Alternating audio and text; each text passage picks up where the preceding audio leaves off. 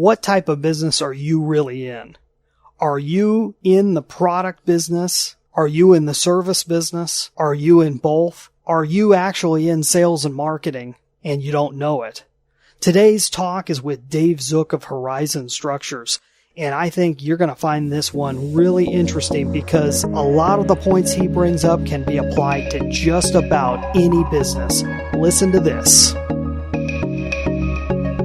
If you're someone who refuses to go along to get along, if you question whether the status quo is good enough for you and your family, you want to leave this world better off than you found it, and you consider independence a sacred thing, you may be a prepper, a gardener, a homesteader, a survivalist, a farmer, a rancher, an environmentalist, or a rugged outdoorsman. This show is for those who choose the road less traveled, the road to self-reliance, for those living a daring adventure, life off the grid.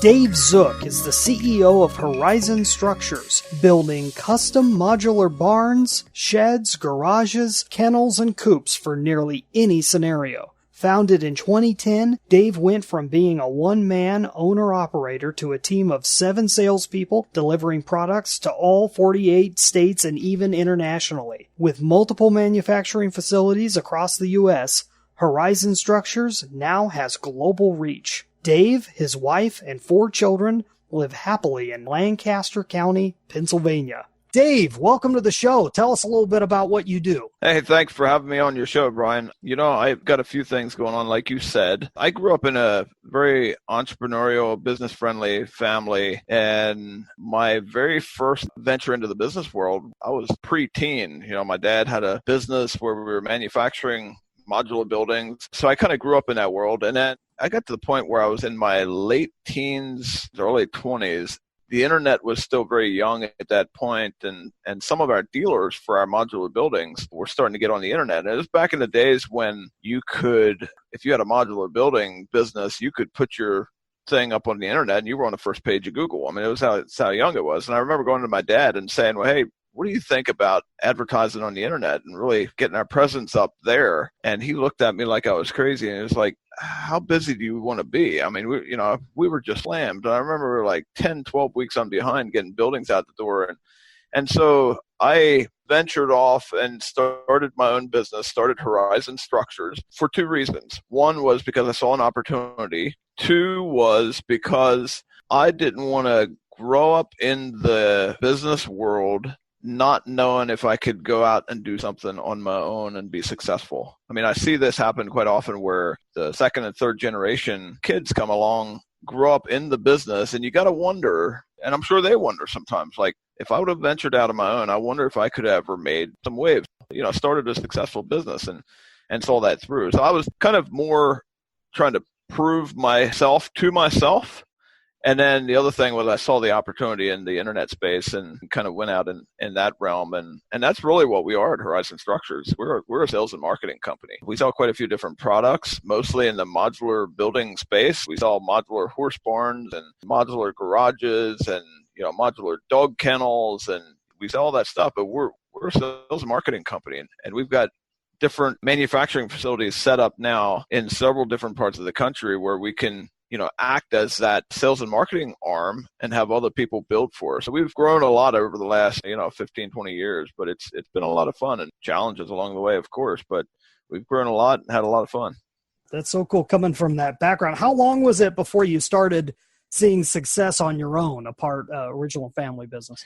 That happened pretty fast. I mean, I know probably the first 5 to 7 years we were in business, we grew by 100% year over, at least 100%. It was quite a few years where it was, a couple 100%, but we grew by triple digits every year for the first 5 to 7 years. Now it becomes harder and harder as your sales go into the millions of dollars, but those first couple of years, those first 5-6 years, triple digit growth year over year, not very long at all. I mean, I started with just myself selling and course, I had a trucking company as well where we delivered our own products, our own modular buildings. So I had a trucking company, and then I had this young company, Horizon Structures, that was just starting out.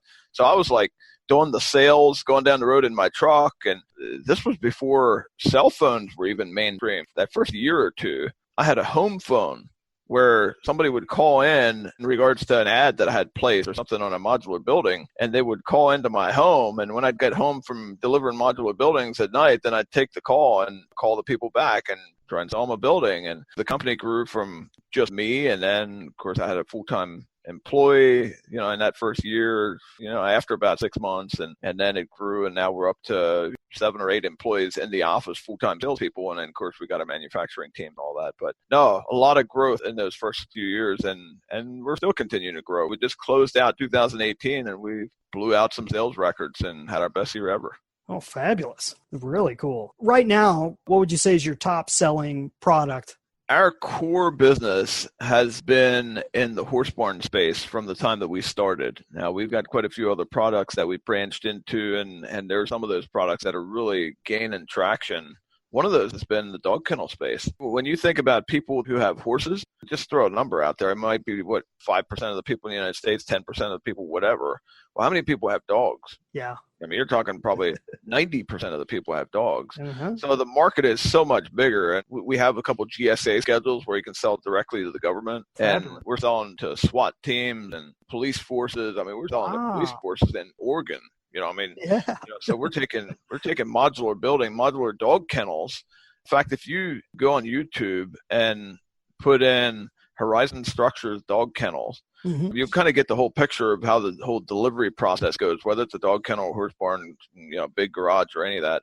Mm-hmm. And we delivered a big dog kennel to a police force down in Greer, South Carolina. You'll see the video. But just that kind of thing and venturing out into that space, that's a space that we kind of just ventured into. We were tinkering around with it, but really weren't real serious about it until about probably 5 years ago. And that's just really taken off. I mean, there is so much opportunity in that space. I would say right now, our core is still in the horse barn space, the modular horse barn space, but it's definitely, dog kennels are certainly gaining some traction. Right on. That's cool. Who would you say is your ideal customer? Ideal customer, and that varies some, but I'll just go back to the horse barn space. Ideal customer in the horse barn space is someone middle age, probably in their 40s. They have 3 to 5 acres.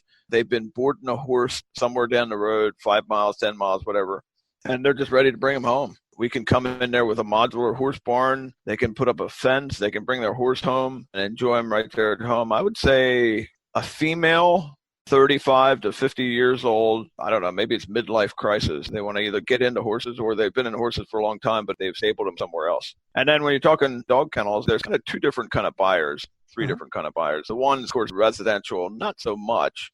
Then the next step up is breeders, trainers, groomers, dog sitters, that kind of thing. Yeah. And then more the commercial buyer would be SWAT teams and military and police forces, and we're really getting a lot of traction there. That's just really cool. I mean, talk about a real varied marketplace. That's really awesome. If you were talking to any of those people, what would you say that makes you different out of any of the other modular options out there? We don't really have too much competition in the dog kennel world, and that's really why we're able to deliver these things out to California, Oregon, out to the West Coast. I mean, how you kind of have your thoughts in your own head about what you think is real.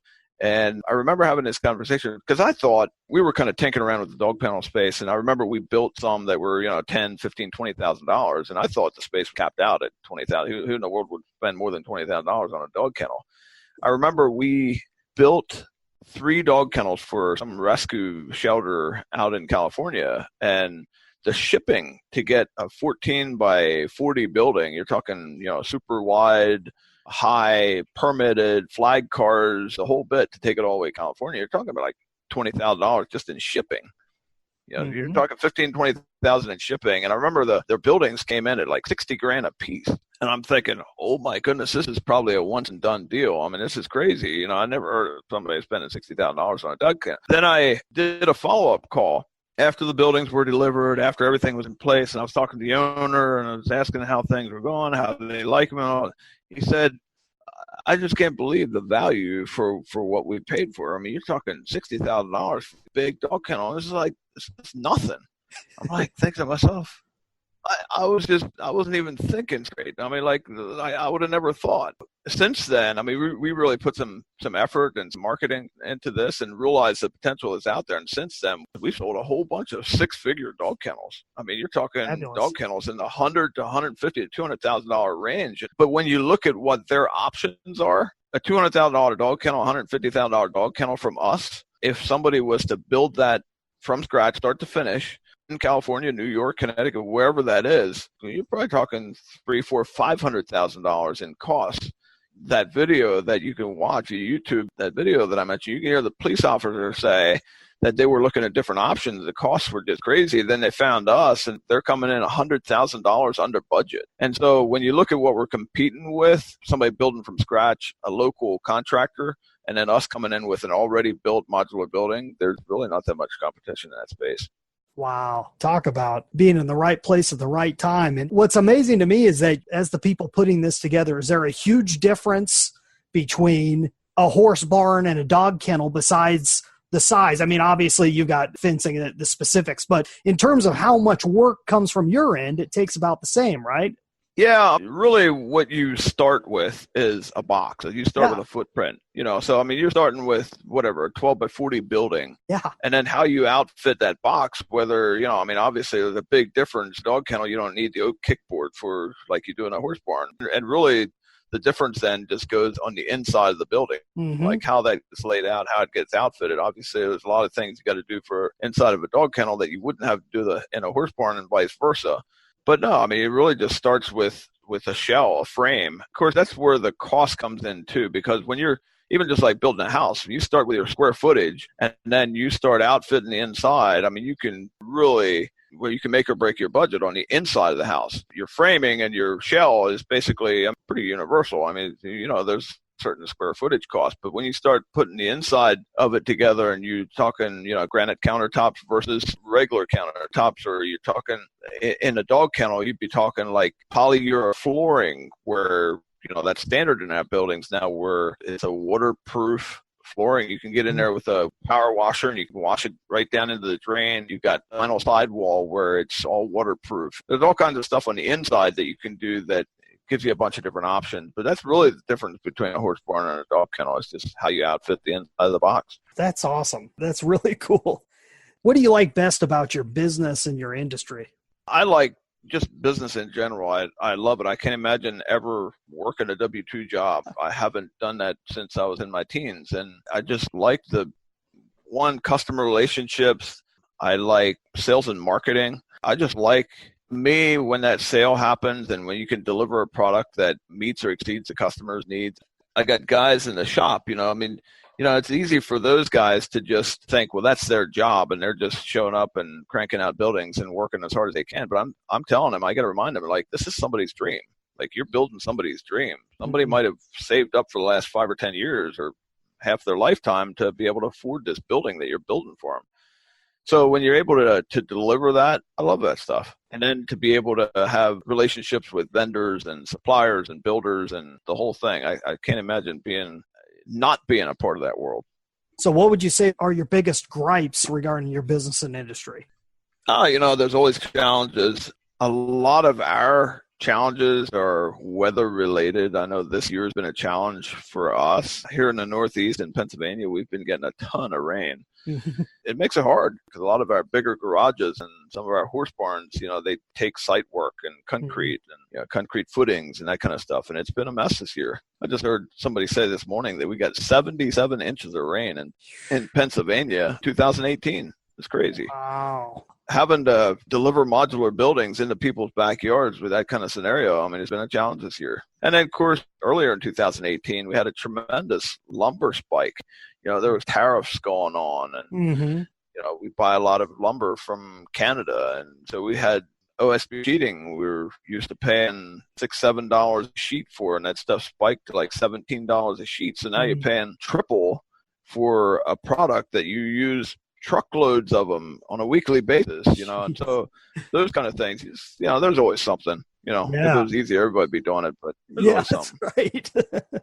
Wow. So have you found that that's leveled off now? Yeah, that's come back and stabilized and leveled off somewhat, yes. Oh, that's good. Where do you find your new customers at? As I told you before, we're a sales and marketing company. That's where our real strengths are. So, we do some shows. We advertise in the paper somewhat, but we're strong. We've got a strong internet presence. In fact, I would be interested to know if, when you do a search, in fact, when we're done here, I'll give you a couple keywords. You can type them into your computer and see what kind of results we get. We got over 5,000 industry-specific keywords now that are on the first page of Google. It's taken a lot of work, but, we got a good team around us that takes care of that kind of stuff. And we're heavy on the internet. And then just having there's one thing to drive traffic to your website, but then having the reviews to go along with it. You ask about challenges. I remember there was a customer who, this happened 2 or 3 years ago, but there was a customer who put a rush order in on a horse barn, and we took her deposit, and we built her the horse barn. And it wasn't just a stock order. It was a custom ordered horse barn. She then went out to her own contractor and got pricing for her site work that she needed to get done. And it ended up with the way she got permitted and all, that the site work was going to cost her a lot more than she had figured on spending. So she canceled her order. And so we sent her deposit back minus 25% because of our policy. And it's clearly spelled out on our contract. If you order this building and you cancel the order after it was built, obviously we got to find another buyer for it. And it was a specialty product. Well, mysteriously, like 2 days later, there was like 200 one-star reviews came through and landed on our Facebook page. Wow. And they were all from like Mexico. So when you went on our Google reviews or our reviews and you start checking it out, we went from like a 4.8 or 4.9 stars to like a 2-star company. All right, we're going to stop the conversation with Dave right there. If you are an owner or executive of a self-reliance-based company, and you're interested in taking your business from where it's at to really being ideal, to being a dream business. I know you've probably had a really successful business up until now, but what would it take to really make it ideal for you? What would it take to where you're putting in the perfect amount of time and doing the things you absolutely love in business? If you apply for a chat with me, we will talk about how to achieve that dream business scenario. You heard Dave talking here about these situations you really can't do anything about. The weather, the government, a crazy customer sending a bunch of horrible reviews for you onto Facebook, which we really don't have any control over. Do you have enough confidence in your current situation that you believe you can overcome those storms hitting all at once? If not, we need to talk. Go to brianjpombo.com/dreambiz, DREAMBIZ, and fill out the application. Now, there's no guarantee that I'm actually going to be the one that ends up talking with you, and there's no guarantee that you qualify, but if we do, it'll take 45 to 60 minutes. We're going to go through where you're at to where you want to be, and I will help you outline a plan on getting there. I want you to be able to walk away with a plan of actually achieving your dream business. Go to brianjpombo.com/dreambiz. And now back to the talk with Dave.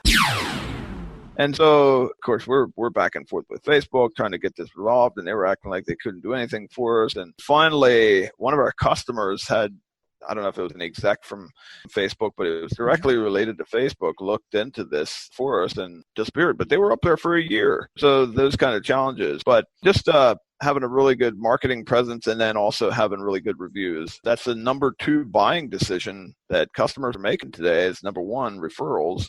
Number 2, positive reviews. Because as we found out, there's not a whole lot you can do to control if you get bad reviews up there. You can't just go up there and delete them. They stay with you. Just having those positive reviews and then just having a marketing machine that can direct people to our website.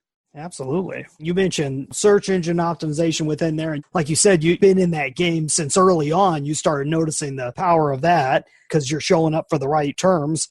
You've got your social media. I love your guys' Facebook posts and YouTube videos. Social media on its own, how much has that benefited your business? Have you been able to see that directly, or is that more of a just something you feel like you need to do?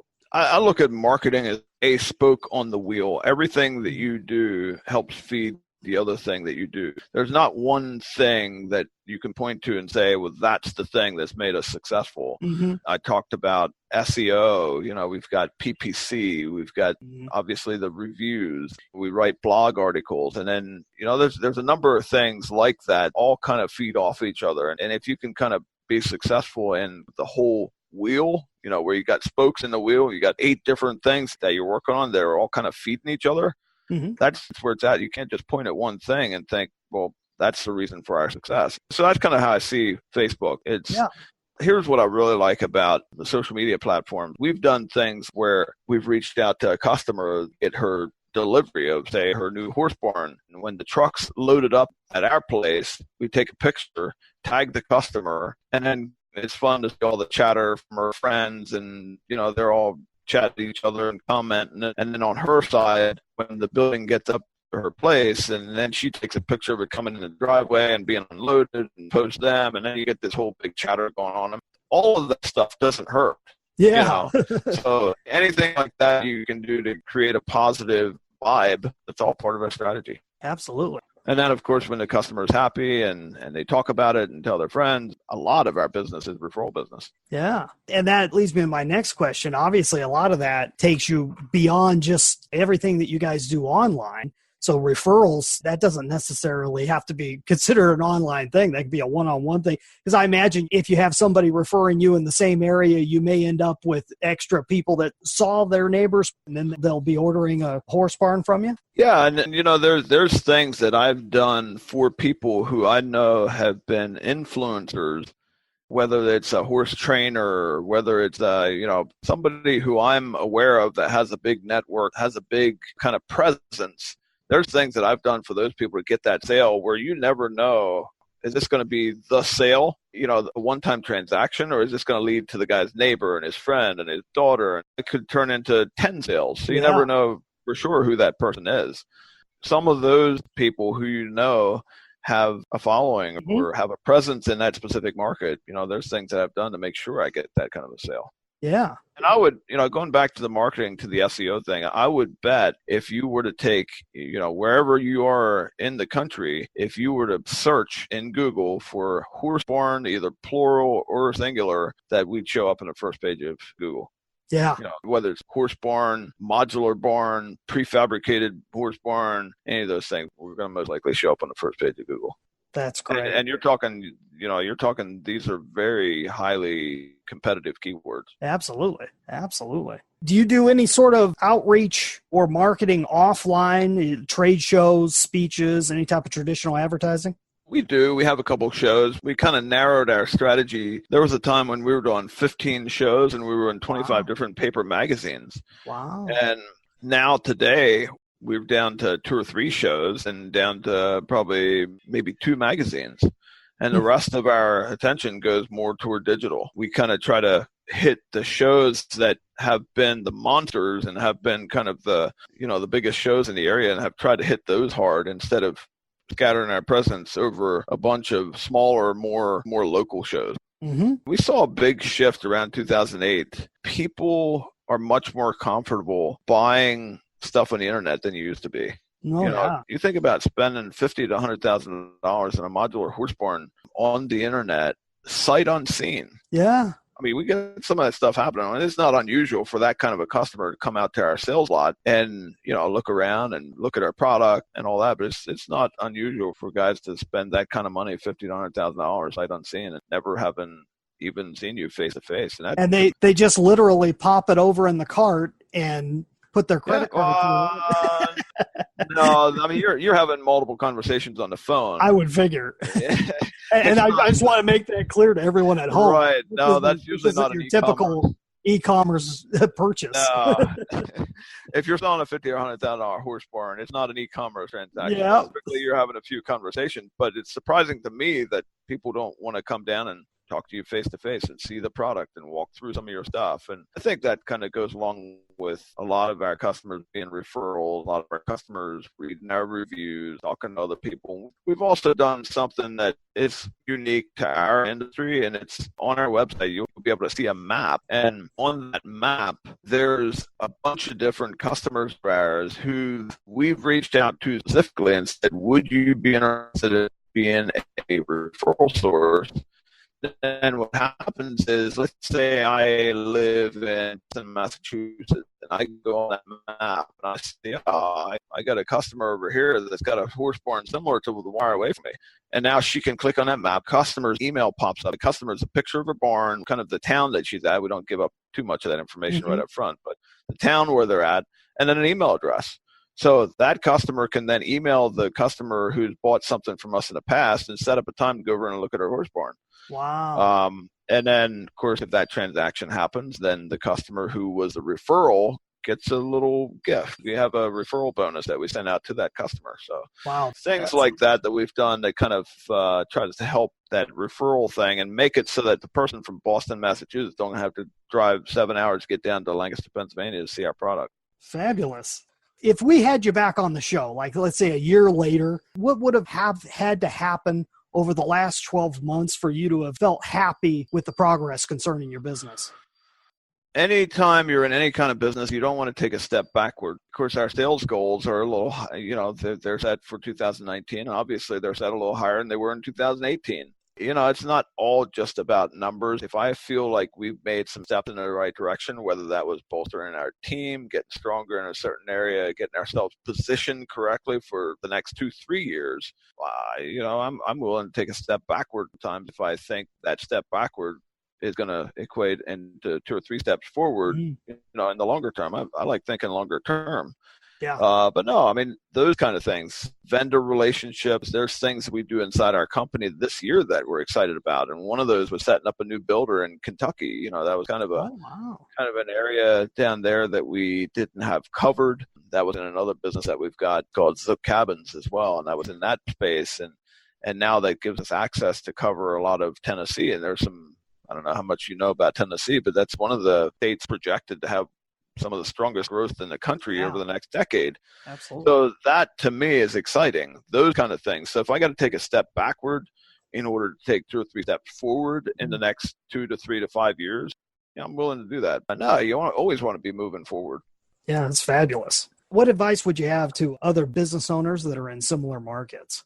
Just build a great product, because that's where it starts. I mean, you can have great marketing and you can have great sales teams, but you got to be able to back it up. If you're looking long term, you got to be able to back it up. And the only way to get those great reviews, again, that's the second highest buying decision maker for customers, is Google reviews. How do you get Google reviews? Well, you build a great product and give people a good experience.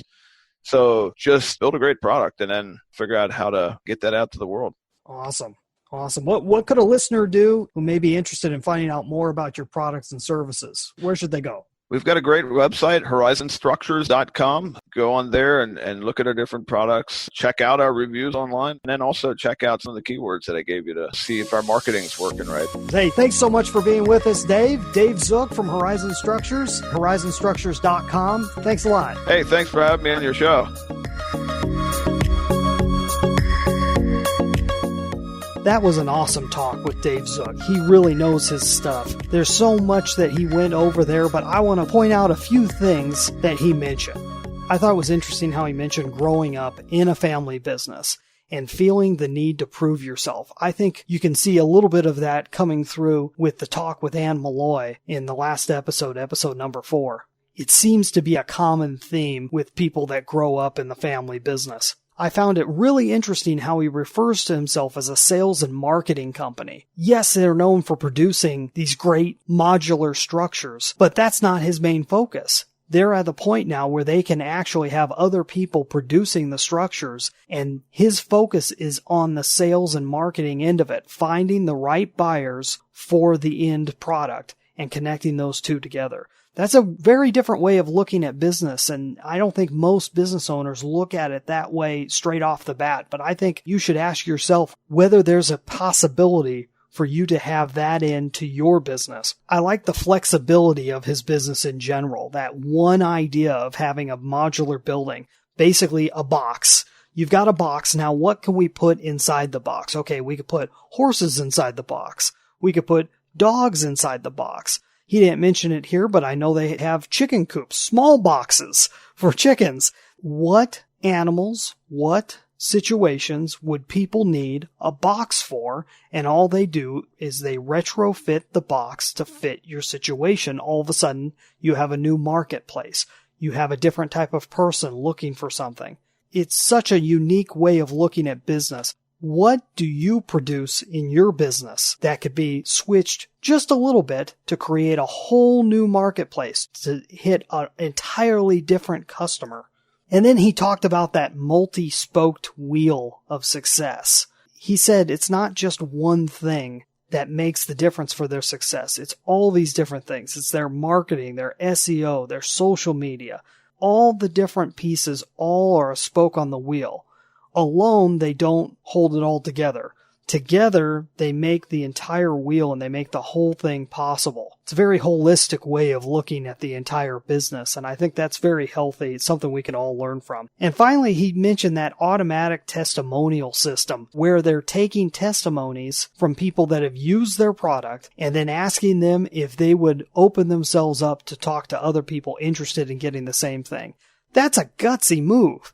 And the fact that he's able to achieve it and then actually work it into the website to where you can get an email address of somebody that has bought the same thing that you're looking at so that they can talk to that person. That's an incredible thing, and it's what they're referring to now as social proof.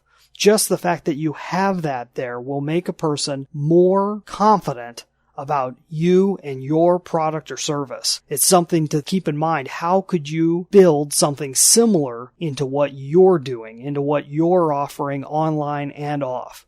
Overall, awesome conversation. I can't wait to see what Dave Zook and Horizon Structures are doing in the future.